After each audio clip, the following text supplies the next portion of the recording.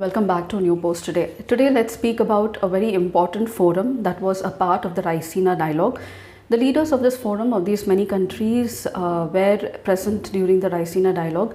Many important insights were spoken about the relation of India with these countries. So it's none other than the India Baltic Nordic Forum. So growing relationships and expanding relationships, I would say, multilateralism, moving away from traditional partners or countries, expanding the market, and which is a win-win situation, especially for economic growth and increase in exports as well. And also the recently concluded, the planned India, Middle East, Europe economic corridor will definitely be a boost for these countries along with India. So the Baltic and the Nordic Forum. So India recently had a meeting of the India Nordic Baltic Forum. It was the 8th India Nordic Baltic 8 meeting was held on the lines of the Raisina dialogue, with the External Affairs Minister Jaishankar saying that the exchange of perspectives on regional, global and multilateral issues was extremely useful with these countries, and support of these countries is very important for India.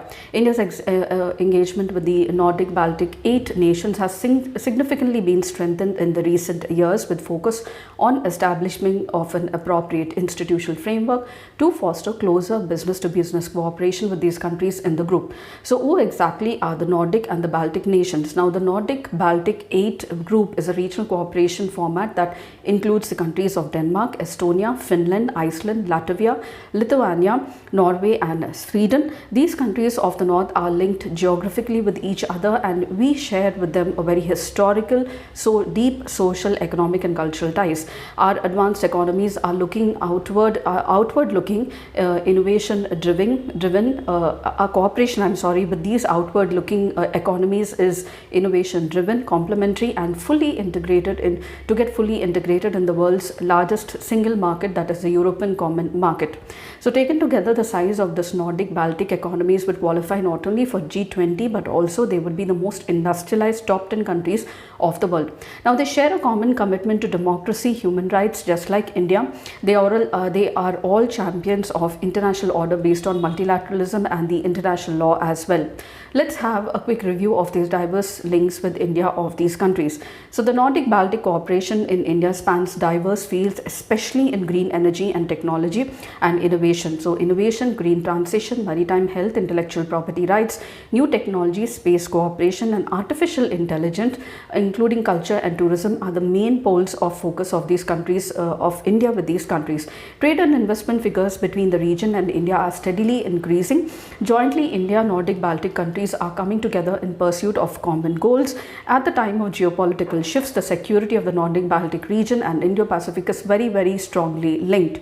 India's exports to the Nordic region have increased, and they have grown from just 39. They have grown over 39% from 2018 and 19 to 2022 and 23, and exports to Finland and Norway have grown almost 100% to 80% respectively.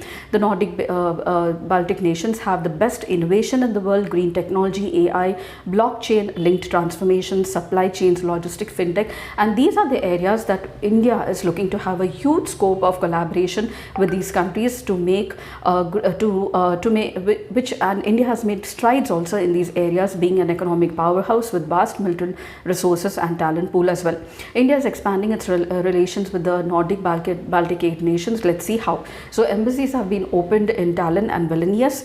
Soon they will be opened in Latvia as well. India and Finland are celebrating 75 years of relations. With Denmark, our green strategic partnership is strengthening, facilitating collaborations in water, energy solutions, wind energy, green hydrogen and agriculture. We are also looking forward to a stronger cooperation with the Faroe Islands with Greenland. 260 Swedish companies are working in industry, defense and clean technology. The Saab and Swedish cooperation is setting up its manufacturing facility in India. India and Iceland are working very closely to tap geothermal energy in Ladakh, Jammu and Kashmir and also Himachal Pradesh and even in the northeast as well. Efforts are underway to establish cold and warm water fisheries in India with the help of these countries. The Baltic Sea and the Arctic Sea have now emerged as focus areas for India in the European region and way beyond it as well.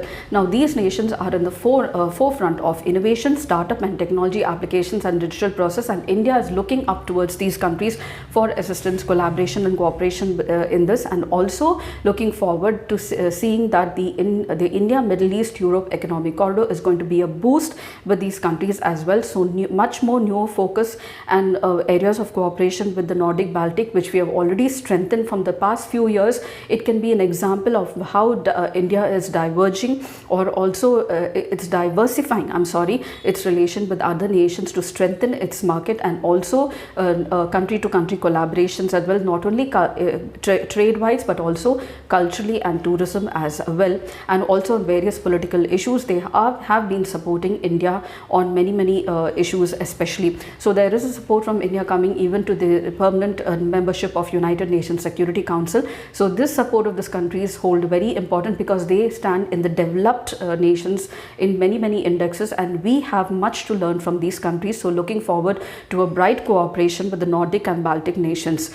And this is all I wanted to share with you with this topic, as this forum and the nations and the relations with these nations are really very important to India. If you did feel that these points really help you, please do like, share, subscribe, and don't forget to comment in the end, and I shall see you in my next post. Until then, it's very happy learning.